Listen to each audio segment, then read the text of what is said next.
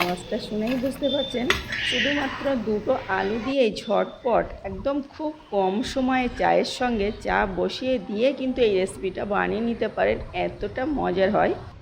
সব সময় ঘরে কিন্তু সব রকম উপকরণ থাকে না, তো আমি ছাদে বানিয়ে নিয়ে চলে এলাম। এখন সঙ্গে আমি চাও করে নিয়েছি, আর এটা এতটা পারফেক্ট হয়েছে, খেতে দারুণ যাকে বলে। আর খুব কম সময় বানিয়ে নিয়েছি। প্রথমে আলুটা ছিলে নিয়েছি আর একটা গ্রেটারের সাহায্যে গ্রেট করে নিচ্ছি। আলুটা ছোট ছোট করে কেটে নিলেও হবে, তবে গ্রেটার দিয়ে আমি গ্রেট করে নিলাম। সব আলুগুলো একইভাবে গ্রেট করে নিয়ে তারপরে আমি বাকি প্রসেসগুলো দেখিয়ে নিচ্ছি। দেখুন আলুগুলো কিন্তু গ্রেট করে নেওয়া হয়ে গেছে। আলু বেশ অনেকটাই হয়েছে, চায়ের সঙ্গে রাখতে পারেন। আবার এই সেম রেসিপিতে কিন্তু গরম ভাতের সঙ্গে, ডাল ভাতের সঙ্গে বানিয়ে একেবারে দুপুরে বানিয়ে সন্ধ্যাবেলা স্ন্যাক্স হিসেবেও ব্যবহার করতে পারবেন। এতটা মজার হয় আর খেতে দারুণ হয়, খুব অল্প উপকরণ দিয়ে। তো আমি আলুগুলো গ্রেট করে নেওয়া হয়ে গেছে। এখন জল দিয়ে ভালোভাবে ধুয়ে নিচ্ছি। আলুতে না প্রচুর পরিমাণে ময়লা থাকে, দেখতে ময়লাই লাগে, তো ভালোভাবে ধুয়ে নিয়েছি। ধুয়ে আমি কিন্তু এখন 3 থেকে 4 বার এখানে আমি জল পাল্টে পাল্টে ধুয়ে ছাঁকনিতে করে রেখে দেব, যাতে না এক্সট্রা কোনো রকম ময়লা থাকে। আলুটা একদম সাদা ধবধবে হয়ে গেছে, ততক্ষণ না আমি কিন্তু ধুয়ে নিয়েছি। এই তো ভালোভাবে ধুয়ে নেওয়ার পরে কিছুক্ষণ কিন্তু এইভাবে জলে ভিজিয়ে রেখে দিতে হবে, তাহলে আলুটা কিন্তু একটু শক্ত শক্ত হয়ে যায়। জলে ভিজিয়ে রাখার জন্য অবশ্যই কিন্তু আমি কিছুক্ষণ জলে ভিজিয়ে রেখেছিলাম। 1-2 মিনিটের মতো একটু জলে ভিজিয়ে রাখলে কিন্তু এটা অনেক বেশি শক্ত হয়ে যায়, ভালো হয়। তারপরে আবারও একটা স্ট্রেনারের ওপরে দিয়ে কিন্তু আমি এখন ভালোভাবে জলটা ছেঁকে নিচ্ছি, এক্সট্রা যাতে না কোনো রকম জল থাকে। ছেঁকে নেওয়ার পরে মিক্সিং বোলের মধ্যে দিয়ে এখানে 1 টেবিল চামচের মতো আমি লবণ দিচ্ছি। লবণটা হালকা হাতে মিশিয়ে নিতে হবে, ভালোভাবে প্রতিটা আলুতে যেন মিশে যায়। এভাবে মিশিয়ে চাইলে কিন্তু এভাবে মিক্সিং বোলের মধ্যে না রেখে স্ট্রেনারের ওপরেও রাখতে পারেন, তাহলে এক্সট্রা যে লবণ জলটা কিন্তু ঝরে যাবে। আর আমি এভাবে একটু ঢাকনা দিয়ে ঢেকে রেখেছিলাম। ঢেকে কিন্তু এখান থেকে এক্সট্রা যে জলটা বার হয়েছে সেটা কিন্তু আমি এখান থেকে বার করে নেব, না হলে আলুর নাস্তাটা ক্রিস্পি হবে না, খেতেও অতটা ভালো হয় না। তো আমি জল ছেঁকে ভালোভাবে হাত দিয়ে চিপে চিপে এভাবে বার করে নিচ্ছি। বার করে একটা খেলানো প্লেটে নিয়ে আর ভালোভাবে ছড়িয়ে নিয়েছি। এখানে কিছু উপকরণ অ্যাড করব, যেমন চিলি ফ্লেক্স দিলাম, আর এখানে চাইলে কাঁচা লঙ্কা ব্যবহার করতে পারেন। এখানে পেঁয়াজ কুচি একটা দিচ্ছি, এটা অপশনাল, না দিলেও সমস্যা নেই। আদা পেস্টটা অবশ্যই দিতে হবে, 1/2 টেবিল চামচ আদা পেস্ট দিলাম। আর এখানে হলুদ গুঁড়ো দিয়ে নিচ্ছি 1/2 টেবিল চামচ। এখানে জিরে আর মরিচের ভাজা গুঁড়ো দিয়ে নিলাম 1/2 টেবিল চামচ। গোটা জোয়ান 1/2 টেবিল চামচ। সব কিছু আমি অল্প অল্প, যেহেতু আলু মাখা তো সেই হিসাবে দিচ্ছি। 1/2 টেবিল চামচ লঙ্কা গুঁড়ো। এখানে পেঁয়াজটা একদম অপশনাল, আর সমস্ত উপকরণগুলো দিলে খুব বেশি ভালো হয়। এখানে চাট মশলা অল্প একটু দিয়েছিলাম, সেই ভিডিওটা স্কিপ করা হয়ে গেছে।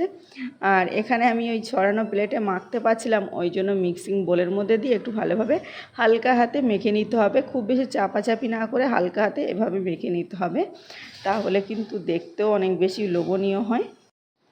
ভালোভাবে কিন্তু আমি এভাবে আলু মাখাটা মেখে নিলাম। এখন কিন্তু এখানে আর একটাই উপকরণ অ্যাড করব। এটা কিন্তু ভালোভাবে জল চিপে নিলে আর অ্যাড করতে হবে না, তবে আমি 1 টেবিল চামচ একটু ক্রিস্পি করার জন্য কর্নফ্লাওয়ার ব্যবহার করছি। এখানে 1 থেকে 2 টেবিল চামচ 1 থেকে 2 টেবিল চামচ কর্নফ্লাওয়ার দিলেই হবে, খুব বেশি দিতে হবে না। তো আমি হালকাতে কর্নফ্লাওয়ারটাও মাখিয়ে নিলাম। আর এখানে কর্নফ্লাওয়ারের পরিবর্তে চালের গুঁড়ো বা বেসন 1 টেবিল চামচ ব্যবহার করতে পারেন, খুব বেশি নয় কিন্তু। এখন হালকা হাতে চেপে চেপে এইভাবে গোল করে শেপ দিয়ে নিতে হবে পছন্দ অনুযায়ী। তবে এখানে কিন্তু আর লবণ ব্যবহার করা যাবে না, না হলে আবারও কিন্তু জল ছাড়বে। আর এভাবে দিয়ে আমি একটু হাত দিয়ে চেপে চেপে একটা শেপ দিয়ে নিচ্ছি। এভাবে দেখুন সবগুলো এই সেমভাবে আমি তৈরি করে নিয়েছি, আগে থেকে তৈরি করে নিয়েছি। আর একটু এভাবে ছড়ানো ছিটানোই রাখতে হবে, তাহলে দেখতে কিন্তু ভালো লাগবে। খুব বেশি হাত দিয়ে চেপে চেপে গোল করে নেওয়া যাবে না। এদিকে প্যানটা আমি গরম করে নিয়েছি আগে থেকে, তারপরে পরিমাণ মতো সাদা তেল ছেড়ে দিয়েছি। তেলটা হালকা গরম হয়ে গেছে। এখন কিন্তু হালকা গরমের মধ্যে আমি সবগুলো আলুর নাস্তাগুলো দিয়ে নেব।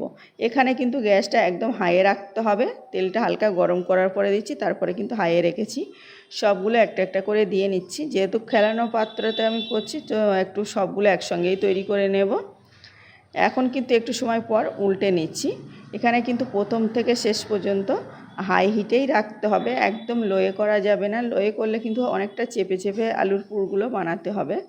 আমি এভাবে সময় নিয়ে কালার করে ক্রিস্পি করে ভেজে নিচ্ছি। ততক্ষণে একটু বলে আসি ভাজতে ভাজতে, প্লিজ আজকের রেসিপিতে যদি কোনো নতুন বন্ধু এসে থাকেন অবশ্যই আমার চ্যানেলটাকে সাবস্ক্রাইব করার অনুরোধ করছি। তাহলে সবার আগে এমন সহজ সহজ আর মজার রেসিপির নোটিফিকেশান আপনার কাছে পৌঁছে যাবে, সেটা যখন ইচ্ছা দেখে নিতে পারেন। তো আমি সবগুলো একসঙ্গে আবারও কিছুটা পরপর সাইডে দিয়ে নিয়েছিলাম, দিয়ে দেখুন কালার করে আর ক্রিস্পি করে ভেজে নিয়েছি। শুধুমাত্র আলু দিয়ে এত মজার একটা নাস্তা হয় যে কোনো সময়। হঠাৎ অতিথি আসলেও কিন্তু চায়ের সঙ্গে এই রেসিপিটা রাখতে পারেন। আবার বৃষ্টির দিনে আলুর চপ না খেয়ে এইভাবে একটা আলুর পপকর্ন বানিয়ে নিতে পারেন, অসম্ভব মজার হয়। আর দেখেই তো বুঝতে পারছেন যে কতটা লোভনীয়। প্লিজ আপনাদের কেমন লেগেছে বলতে ভুলবেন না। ভালো লাগলে লাইক আর সাবস্ক্রাইব করার অনুরোধ করছি। আর একটু ভেঙে দেখাই তাহলেই বুঝতে পারবেন যে কতটা কুড়মুড়ে হয়েছে। চায়ের সঙ্গে কিন্তু অসাধারণ লাগবে। এতক্ষণ আমার সাথে থাকার জন্য সকলকে ধন্যবাদ জানাচ্ছি। সকলে ভালো থাকবেন, সুস্থ থাকবেন। আর আমি এখন ছাদের উপরে নিয়ে চলে যাই চায়ের সঙ্গে। এটা কিন্তু বানালে চায়ের সঙ্গে আর কিছুই লাগবে না। তো আমি চায়ের সঙ্গে এটা পরিবেশন করার জন্য ছাদের উপরে নিয়ে চলে এলাম। আবারও দেখা হচ্ছে নতুন কোনো সহজ রেসিপিতে।